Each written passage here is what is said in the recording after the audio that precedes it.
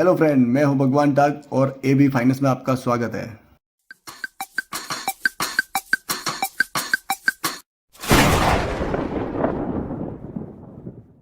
इस वीडियो में हम जानेंगे इक्विटी केस के अंदर अगर आपने कोई स्टॉक ले रखा है तो उसका स्टॉप लॉस कैसे लगाता है।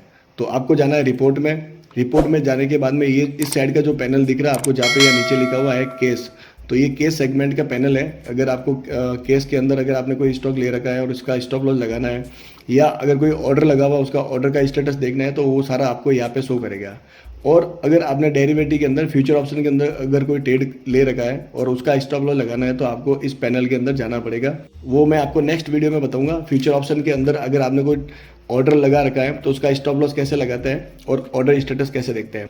तो इस वीडियो में हम समझते हैं इक्विटी केस के स्टॉक के स्टॉप लॉस को कैसे लगाते हैं और उसका ऑर्डर स्टेटस कैसे देखते हैं। तो आपको यहाँ पे सबसे फर्स्ट में लिखा हुआ होगा कॉर्नर में ऑर्डर लिखा हुआ, ऑर्डर के बाद में नेट पोजीशन है और उसके बाद में DPSR है। ये तीन ऑप्शन यहाँ पे आपको दिख रहे हैं और उसके नीचे आपको लिमिट स्टेटमेंट भी दिखेगा। तो अभी इस वीडियो में हम समझते हैं फिलहाल स्टॉप लॉस को कैसे लगाता है। अगर आपने स्टॉक कल बाई कर रखा है या पहले से बाई कर रखा है तो आपको जाना है DPSR के अंदर। तो DPSR के अंदर जैसे ही आप जाओगे तो जो भी स्टॉक आपने बाई कर रखे हैं एक दिन पहले, तो वो सारे स्टॉक आपको यहाँ पे शो करेंगे हमेशा के लिए। जब तक आप स्टॉक को नहीं बेचते हो, चाहे एक दिन, चाहे एक साल, चाहे 10 साल के लिए, तो वो सारा स्टॉक आपको यहाँ पे DPSR के अंदर आपको शो करेगा। तो जितने भी स्टॉक आपने बाई कर रखे हैं जो आपके एक्टिव है वो सारे स्टॉक आपके DPSR के अंदर शो करेंगे। और अगर कोई स्टॉक आपने आज ही बाई किया है और आज ही खरीदा है तो आपको देखना है उसको नेट पोजीशन के अंदर, वो नेट पोजीशन के अंदर शो करेगा।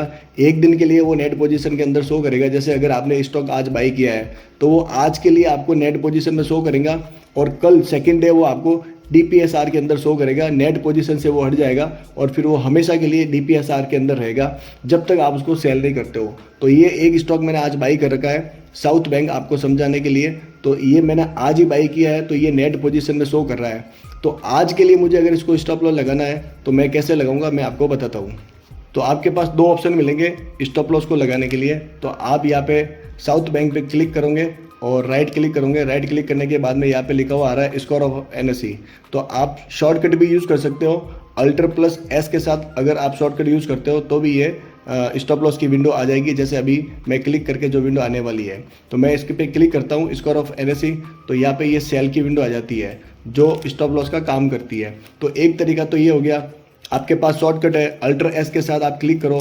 जैसे मैं आपको बताता हूँ, ये साउथ बैंक के ऊपर मैंने क्लिक किया और मैं यहाँ पे Alt+S लगाता हूँ तो ये सेल की विंडो आ जाती है। और इसके अलावा मैं इसको राइट क्लिक करता हूँ तो भी मैं स्कोर ऑफ NSE पे क्लिक करूंगा तो भी मेरी सेल की विंडो आ जाएगी। इसके अलावा तीसरा ऑप्शन भी रहता है, आप यहाँ पे सिलेक्ट करके रखो, ऊपर पैनल पे आपको स्कोर ऑफ NSE का बटन है, यहाँ पे आप क्लिक करोगे तो भी सेल की विंडो आ जाएगी। तो 2-3 ऑप्शन होते हैं आपको इसको क्लिक करने के और सेल की विंडो लाने के। तो जैसे ही सेल की विंडो आ जाती है तो बाई डिफॉल्ट क्वान्टिटी यहाँ पे आपको ऑटोमेटिकली लिखी हुई मिल जाएगी जितनी क्वांटिटी आपने बाई कर रखी है। फिर आपको करना क्या है, आपको प्राइस के अंदर जीरो करना है। दोबारा सुन लीजिए दोस्तों, आपको प्राइस के अंदर है ना जीरो करना है। अगर आपने प्राइस के अंदर कोई भी प्राइस लिख के अगर ऑर्डर प्लेस कर दिया तो करंट मार्केट प्राइस पे ये स्टॉक सेल हो जाएगा। प्राइस में हमेशा आपको जीरो रखना है और आपको टिकर प्राइस के अंदर स्टॉप लॉस लगाना है जो आप स्टॉप लॉस लगाना चाहते हो। जैसे ये स्टॉक 23 रुपये 15 पैसे चल रहा है तो मैं स्टॉप लॉस इसका 20 रुपये लगाना चाहता हूँ, तो मैं यहाँ पे 20 रुपये करके इसका ऑर्डर को प्लेस कर दूंगा तो स्टॉप लॉस मेरा लग जाएगा। तो मैंने प्राइस को जीरो कर दिया है, जो आपको हमेशा प्राइस को जीरो करना है और टिकर प्राइस के अंदर आपको स्टॉप लॉस लगाना है। यहाँ पे प्राइस लिखने के बाद में मैं ऑर्डर को प्लेस करता हूँ और इस ऑर्डर को मैं कंफर्म कर लूँगा। ये कंफर्म करने के लिए बोलता है, जैसे मैं इसको कंफर्म करूँगा तो मेरा स्टॉप लॉस लग जाएगा। अब मुझे अगर चेक करना है मेरा स्टॉप लॉस लगा या नहीं लगा तो मुझे वापस जाना है ऑर्डर विंडो के अंदर। तो मैं वापस रिपोर्ट में जाऊँगा, रिपोर्ट में जाने के बाद में यहाँ जाऊँगा ऑर्डर के अंदर, तो ऑर्डर पर क्लिक करूँगा तो मेरा स्टॉप लॉस लग गया है और ये आपको शो भी कर रहा है। फर्स्ट वाला जो ऑर्डर है जहाँ पे लिखा हुआ आ रहा है S फॉर सेल, तो ये सेल का ऑर्डर है। ऑर्डर के अंदर आपको यहाँ पे एक क्वांटिटी है और ऑर्डर स्टेटस इसका पेंडिंग बताएगा। जब तक ये स्टॉप लॉस हिट नहीं हो जाता तब तक ये पेंडिंग शो करेगा और अगर स्टॉप लॉस ये आज की डेट में हिट हो जाता है तो आपको फिर यहाँ पे फुल एग्जीक्यूट लिखा हुआ मिलेगा। इसका मतलब हो गया कि प्राइस आज डाउन आई और आपका स्टॉप लॉस जो 20 रुपये पे था तो 20 रुपये पे हिट हो गया और वहाँ से आपका सेल हो चुका है, वहाँ से आपका पोजीशन एग्जिट हो चुकी है, तो उस समय आपको फुल एग्जीक्यूट लिखा हुआ मिलेगा। अगर पेंडिंग लिखा हुआ मिलता है तो इसका मतलब है स्टॉप लॉस मेरा हिट नहीं हुआ है। और ये स्टॉप लॉस मैंने कितने पे लगाया था, या टिगर प्राइस के अंदर उसकी वैल्यू लिखी हुई आ रही है 20 रुपीज़। तो ये मेरा स्टॉप लॉस का ऑर्डर लग गया और ये एक्टिव है। तो एक बात आप ध्यान रखना, स्टॉप लॉस जो लगाते हो वो एक दिन के लिए वैलिड है। 3:30 पे जब मार्केट क्लोज होता है तब आज का लगाया हुआ स्टॉप लॉस आपका एक्सपायर हो जाएगा। दूसरे दिन के लिए वापस आपको स्टॉप लॉस लगाना पड़ता है। आप स्टॉप लॉस चलते मार्केट में भी लगा सकते हो, और आप इक्विटी केस के लिए आप एक दिन पहले भी आप स्टॉप लॉस लगा सकते हो। मान लो अगर आपको कल के लिए स्टॉप लॉस लगाना है, शाम को 6 बजे के बाद में एज टाइम ओपन होता है जिसका फुल फॉर्म है आफ्टर ऑवर, तो उसके अंदर भी आप ऑर्डर लगा सकते हो एक दिन पहले। कभी ऐसा भी हो सकता है मार्केट हमेशा 9:15 पे ओपन होता है मंडे टू फ्राइडे, और उस समय अगर आप किसी ज़रूरी काम से बिजी है या बाहर है या आपका नेटवर्क वगैरह कोई इशू आ गया, तो उस समय अगर आप स्टॉप लॉस नहीं लगा पाते हो, जिसकी वजह से हो सकता है कि स्टॉक एकदम से किसी वजह से डाउन जाए और आपका जो रिस्क मैनेजमेंट है उससे भी नीचे चला जाए, जिसकी वजह से आपको लॉस हो सकता है। तो आपको स्टॉप लॉस हमेशा एक दिन पहले लगा देना है। स्टॉप लॉस को एक दिन पहले लगाने के लिए आपके पास फुल टाइम जोन मिलता है। शाम को 6 बजे से लगा के रात को 12 बजे तक एज टाइम ओपन रहता है। इस टाइम जोन के अंदर आपको जब भी टाइम मिले, जब आप स्टॉप लॉस लगा सकते हो। 5 या 10 मिनट का काम रहता है स्टॉप लॉस लगाने का। तो ये हमने समझा कि अगर आज स्टॉक कोई खरीद रखा है तो उसका स्टॉप लॉस कैसे लगाता है। लेकिन जो स्टॉक आपके पहले से जो चल रहा है या एक दिन पहले जो खरीद रखे हैं, तो उसके स्टॉप लॉस के लिए आपको क्या करना पड़ेगा।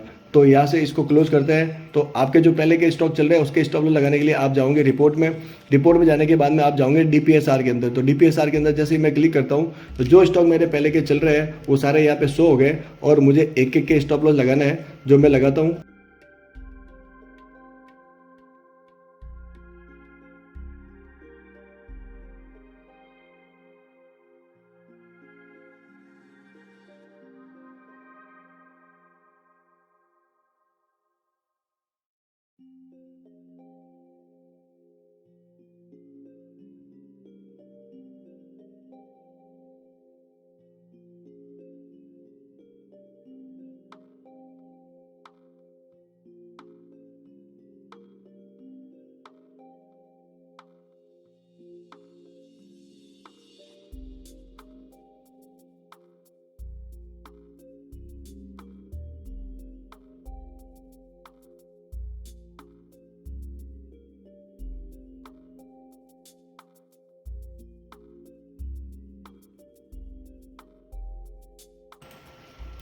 ये मैंने सारे स्टॉप लॉस लगा दिए हैं। अब ये स्टॉप लॉस लगे या नहीं लगे मुझे इसको चेक करने के लिए जाना है ऑर्डर के अंदर। ऑर्डर में जाने के लिए आप यहाँ से विंडो को क्लोज करके भी जा सकते हो, या डायरेक्ट अगर आप यहाँ पे क्लिक करते हो तो यहाँ से भी आप ऑर्डर विंडो के अंदर जा सकते हो।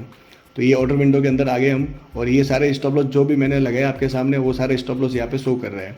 तो ये जो ऑर्डर स्टेटस है वो उनका पेंडिंग शो कर रहा है, और बाई और सेल के अंदर ये सेल के ऑर्डर लगे हैं। जो एस शॉर्ट फॉर्म इसका है, जो एस जितना भी लिखा हुआ आ रहा है रेड कलर के अंदर, ये सब सेल के ऑर्डर है। तो जो स्टॉप लॉस जो ऑर्डर होता है वो एक तरीके से सेल का ऑर्डर ही होता है। अगर आपने कोई स्टॉक बाई कर रखा है तो हम उसको वापस सेल करने के लिए एक ऑर्डर डालते हैं कि ये प्राइस जब इसके नीचे आ जाए तो मेरा ऑटोमेटिकली ये स्टॉक सेल हो जाए, जो मेरा स्टॉप लॉस का पॉइंट है। तो आपको ध्यान देने की जरूरत नहीं पड़ती है, आपने स्टॉप लॉस लगा दिया। आपके स्टॉप लॉस लगाने के बाद में फिर आप सिस्टम को क्लोज भी कर लेते हैं। प्राइस जब भी उस पॉइंट पे पहुंचेगी ऑटोमेटिकली आपका वो ट्रेड एग्जिट हो जाएगा, जिसकी वजह से आपको ज़्यादा लॉस नहीं होगा अगर वो और नीचे चला जाता है तो इस तरीके से स्टॉप लॉस लगता है। अगर आपने कोई स्टॉप लॉस लगा भी दिया है और लगाने के बाद में ये जो प्राइस आपको टिकर प्राइस में शो कर रही है, हो सकता है आपने जो स्टॉप लॉस लगाया उसकी प्राइस में कोई आपकी गलती हो गई है, और उसको अगर आपको मॉडिफाई करना है तो आप जिस स्टॉक को भी मॉडिफाई करना है आप उसके ऊपर क्लिक कीजिए। क्लिक करने के बाद में आप करेंगे यहाँ पे मॉडिफाई पे क्लिक। ऊपर आपको मॉडिफाई टैब दिख रहा है, यहाँ पे आप क्लिक करोगे तो आप उसको उस विंडो सेल की विंडो वापस ओपन हो जाएगी और उसको मॉडिफाई कर सकते हो। मान लो ये 31 नहीं है, आपका स्टॉप लॉस 30 है, तो आपको यहाँ 30 करना है। वापस प्लेस पे क्लिक करोगे और कंफर्म करोगे तो ये मॉडिफाई हो जाएगा। तो ये मॉडिफाई हो गया।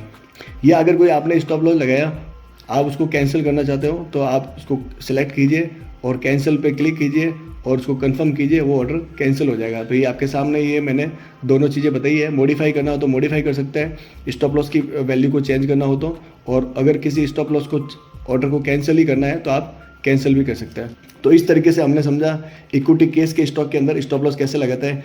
नेक्स्ट वीडियो में मैं आपको बताऊंगा डेरिवेटिव फ्यूचर ऑप्शन के अंदर अगर आपका कोई ट्रेड चल रहा है तो उसके स्टॉप लॉस कैसे लगाते हैं और उनका ऑर्डर स्टेटस को किस तरीके से देखते हैं।